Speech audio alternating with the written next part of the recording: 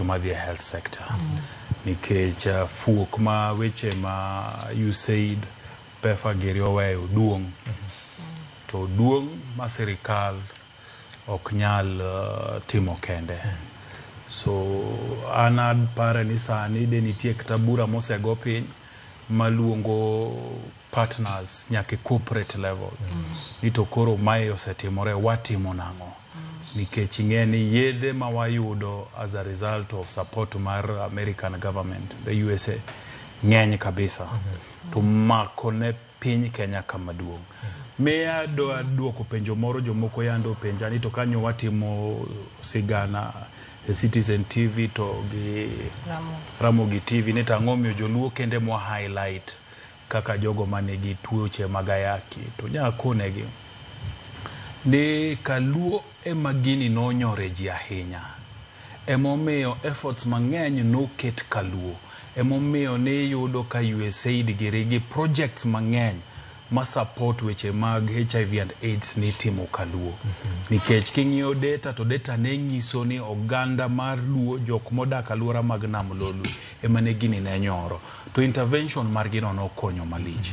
Emomiyo jaluo kani penjo to jaluo oyie chiwore mondo wach kaka jogi osekonye. Mabedo ni jogi dhi bedo maonge okia kaka odhi timo chiedh nadi koro sedonjona. Kwaduogo NGO economy is very big in Kenya kae. NGOs nitie Kenya kama ng'eny. To most of them bedo supported mnagi ja America gibende. So sama koro ja America oloro tap gi mar konyono. Temi yudo ka koro ji mang'eny bende dhi timo ang'owa dhi wito tijegi. Nikech Trump kaka nowacho wuok tich mokalo ja ohala. En odwa ni kobiro negotiate kodi to kuongo ng'iyo interest mage. Nang'o gang'o mayude e kubro timo ang'owa marigo. So dweche adek mowachogi.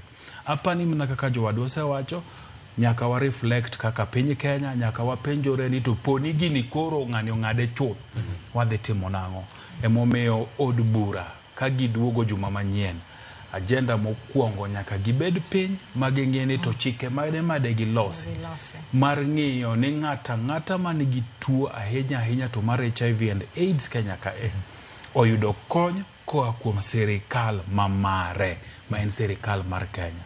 To chikego ka giloso to bro miyo kata koro pesa ma ji ng'ado ji mang'eny mar shani a portion of it igolo tikoni ma dhi timo ang'o manyo yedhegi mar miyo jogi otimo ang'o oyudo konyruok. Erokamano. Wach mari mogik governor sani noko mayo wang'o ka. Investment.